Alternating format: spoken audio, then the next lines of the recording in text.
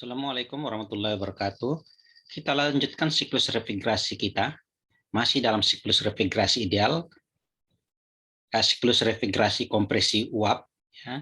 Tapi untuk siklus revigrasi bertingkat. Ini salah tulis. Ya, siklus revigrasi bertingkat.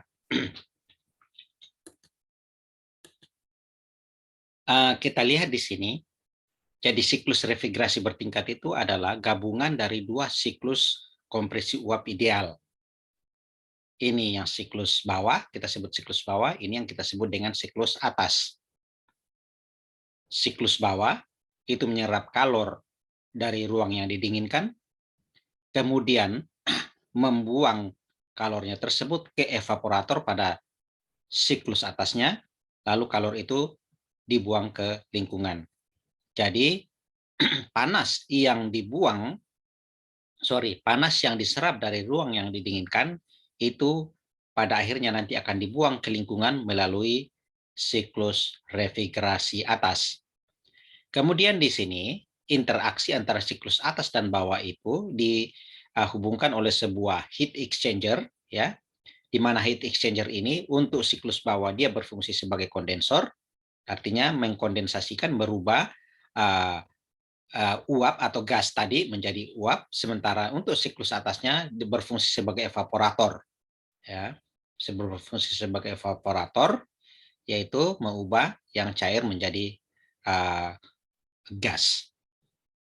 Kemudian karena ini terpisah, jadi ini tidak bercampur di sini, terpisah, maka bisa saja siklus atas menggunakan refrigeran atau fluida kerja yang berbeda dengan siklus yang ada di bawahnya.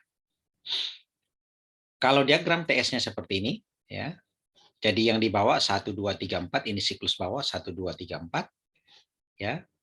Kemudian yang siklus atas yang ini 5 6 7 8. Jadi 5 6 7 8. Kemudian kalau kita lihat ini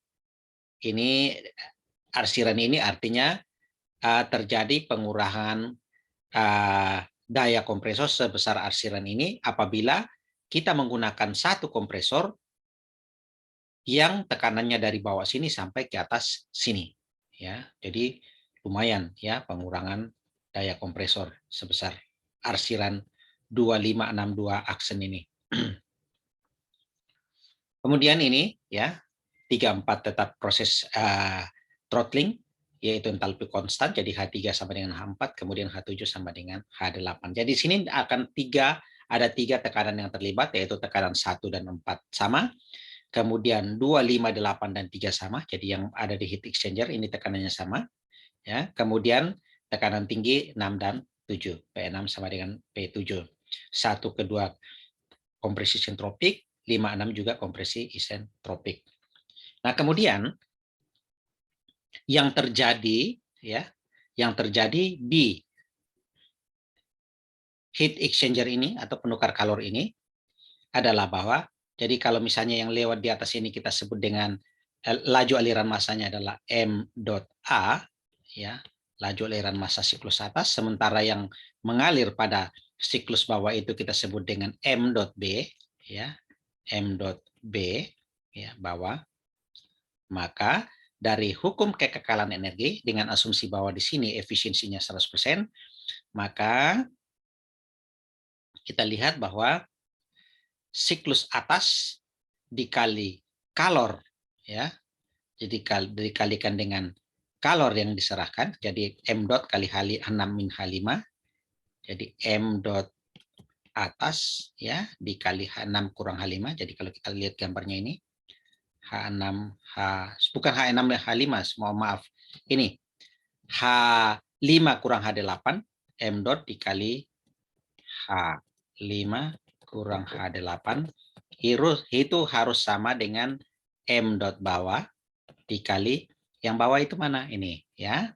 Jadi yang bawah itu adalah H2 min H3, ya. Jadi 23, kemudian ini 5, 8. Jadi H2 min H3. Ya. Kalau dari segi perbandingan siklus atas dan bawah atau bawah dan atas ya, dari sini Anda bisa ubah-ubah. Jadi boleh Anda cari perbandingan antara laju aliran massa siklus atas dibagi laju aliran massa siklus bawah, bisa Anda cari ini. Demikian pula atau kalau kita balik M.B dibagi dengan M.A, bisa cari sendiri, tinggal turunkan dari posisi sini ya. Saya ulangi, yang ini adalah kalor yang yang diserap oleh siklus atas, jadi M.A H5-H8, sementara ini adalah M.P ya, kalau kita lihat di sini H2-H3 ya, H2-H3 itu adalah kalor yang diserahkan oleh siklus bawah ke atas ya. Kita lanjutkan. Nah, contoh ya, contoh soal. Jadi sebuah siklus refrigerasi bertingkat 2 tahap bekerja pada tekanan terendah 1 bar dan tertinggi 7 bar. Berarti kalau kita lihat di sini ya, kita bisa tulis bahwa P1-nya sama dengan P4 itu sama dengan 1 bar yang terendah ya. Dan yang tertinggi 7 bar yaitu P6 dan P7. P6 sama dengan P7 sama dengan 7 bar. Masing-masing tahap bekerja sebagai sistem kompresi uap ideal dengan R134A sebagai fluida kerjanya. Nah, di sini berarti kedua sistem fluida kerjanya sama, baik siklus atas maupun siklus bawah, yaitu refrigeran 134A.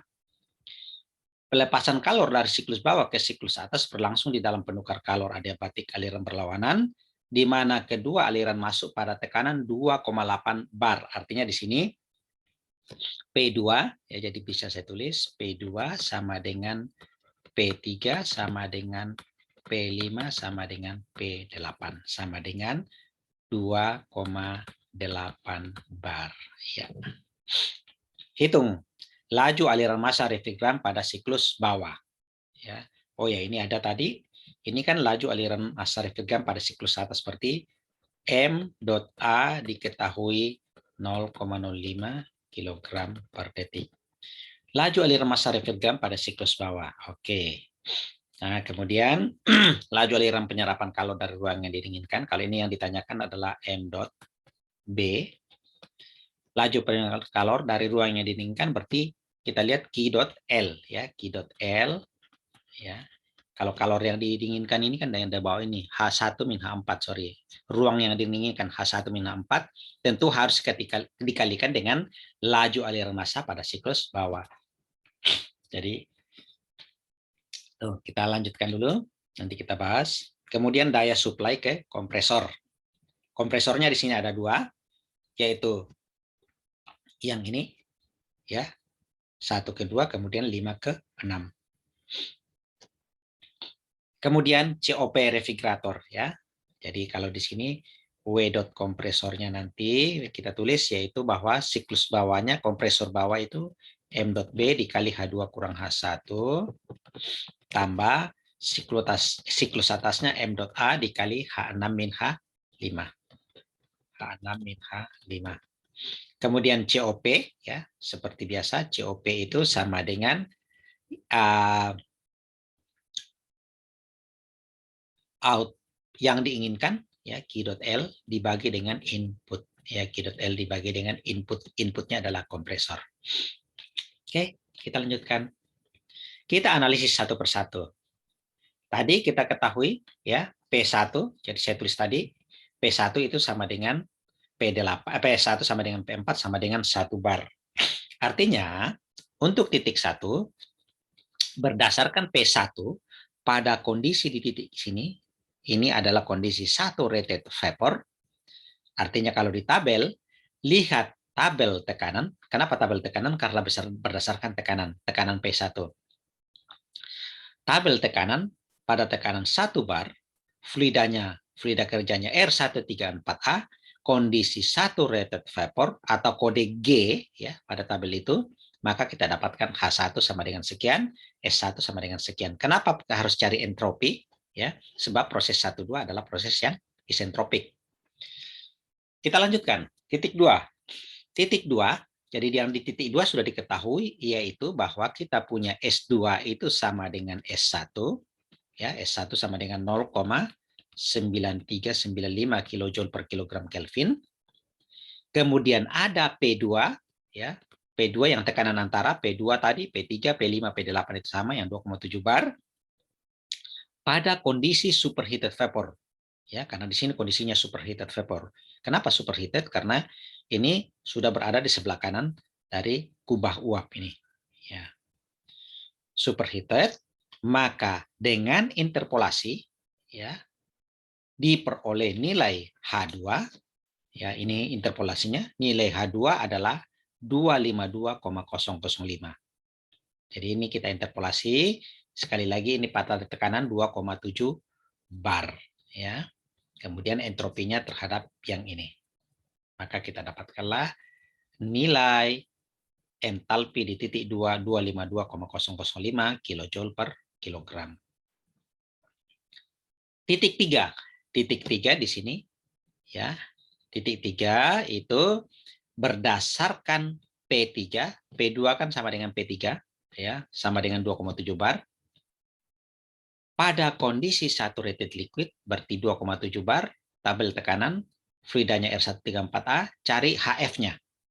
HF-nya sama dengan 48,39. Kemudian 34 proses throttling, maka entalpinya konstan. Jadi H3 sama dengan H4, ya. Kemudian kita lanjutkan pada titik 5. Titik 5 ini P3 sama dengan P2 sama dengan P3 sama dengan P5 pada kondisi saturated vapor. Artinya berdasarkan tekanan 2,7 bar, tabel